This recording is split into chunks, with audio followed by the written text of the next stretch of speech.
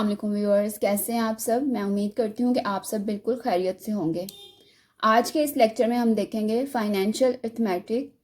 कुछ कॉन्सेप्ट जो हैं उसको हम समझेंगे, उनके फार्मूलों को हम अच्छी तरह से डिस्कस करेंगे और फिर उसकी मदद से हम कुछ एग्जाम्पल सॉल्व करेंगे। ठीक है, लास्ट लेक्चर में मैं आपको डिटेल से बता चुकी हूँ कि फाइनेंशियल अर्थमेटिक का क्या मतलब है और यूनिटरी मेथड क्या होता है, परसेंटेज क्या होती है, कन्वर्जन ऑफ परसेंटेज क्या होती है। ठीक है, आज हमारा जो नेक्स्ट टॉपिक है वो है कि हम cost price, selling price, profit and loss ये किस तरह से फाइंड आउट करते हैं। तो सबसे पहले हमें पता होना चाहिए कि इन चीज़ों का मतलब क्या है।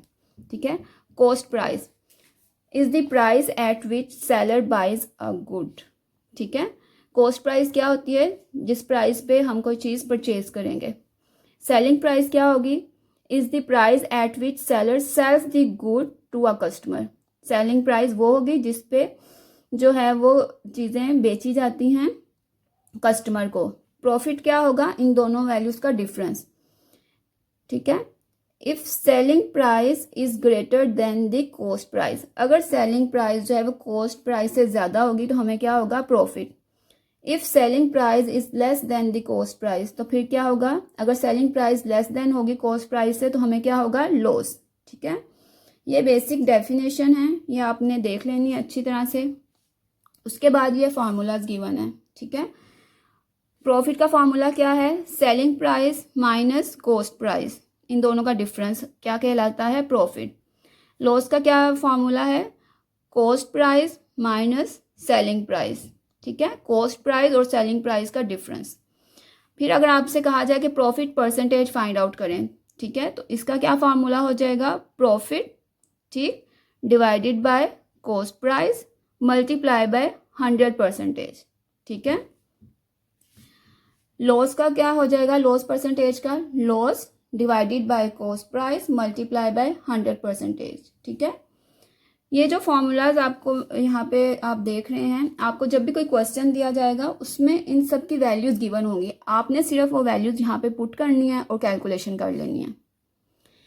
नेक्स्ट है कि अगर आपको कह दिया जाए क्वेश्चन में कि आपने सेलिंग प्राइस फाइंड आउट करनी है, तो उसका क्या फॉर्मूला होगा, cost price plus profit percentage of cost price. ठीक है, और सेलिंग प्राइस अगर आपने फाइंड करनी है, क्वेश्चन में अगर लॉस हो रहा तो आपने क्या करना है, cost price minus loss percentage of cost price. ठीक है,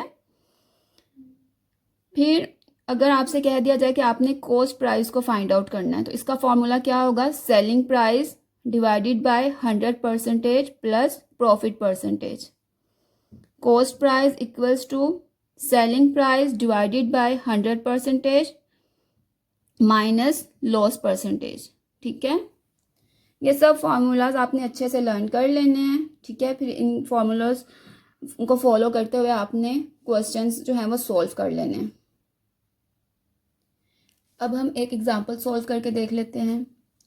अ man bought a transistor for ₹720 and sold it for ₹810, find his profit and profit percentage. ठीक है, अभी हमने सब फॉर्मूले अच्छी तरह से देख लिए हैं। अब ये देखें, ये 720 क्या है हमारे पास, कॉस्ट प्राइस, और 810 क्या है, सेलिंग प्राइस। हमने क्या फाइंड करना है, सबसे पहले प्रॉफिट। कॉस्ट प्राइस लिख लेंगे पहले ₹720, सेलिंग प्राइस लिख लेंगे ₹810। प्रॉफिट का क्या फार्मूला था, selling price minus cost price. ₹810 में से जब हम माइनस करेंगे ₹720 तो आंसर क्या आ जाएगा हमारे पास, ₹90। ये क्या है हमारा प्रॉफिट। अब नेक्स्ट क्वेश्चन में वो क्या कह रहा है, पहले उसने कहा था प्रॉफिट फाइंड करें और उसके बाद प्रॉफिट परसेंटेज। प्रॉफिट परसेंटेज जब हम फाइंड करेंगे तो इसका फॉर्मूला क्या था, profit divided by cost price multiply by 100%। ठीक है, प्रॉफिट हमने फाइंड कर लिया है, हम लिखेंगे ऊपर 90 divided by cost price question में गिवन थी 720 मल्टीप्लाई बाय 100। ठीक है, इसकी जब कैलकुलेशन कर लेंगे तो हमारे पास क्या आ जाएगा, 100/8। ठीक है, फिर इसको जब हम डिवाइड करेंगे तो हमारे पास आ जाएगा 4/8। ठीक है, अब 4/8 मजीद जो है वो डिवाइड हो सकते हैं, 4 1 ज़ा 4, 4 2 ज़ा 8, तो हमारे पास आंसर क्या आ जाएगा, 12 1/2%।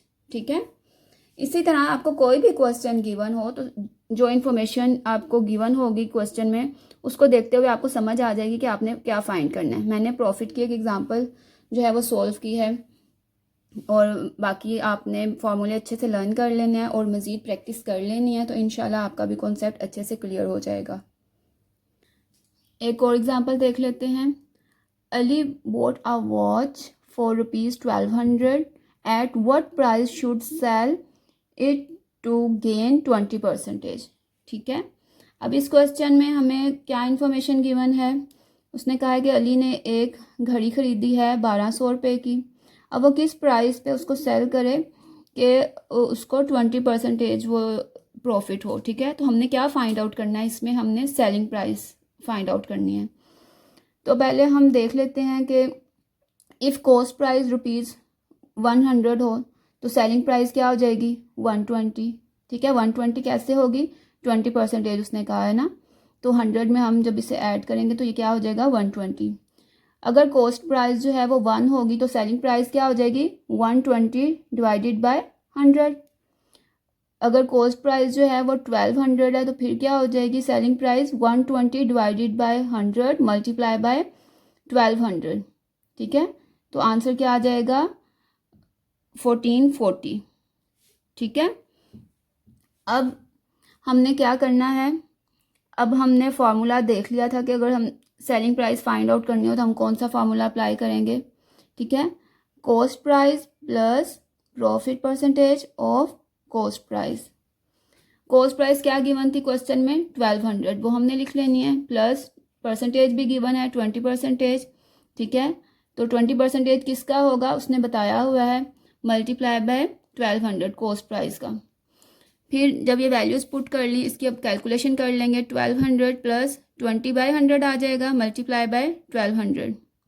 20 से कट जाएंगे।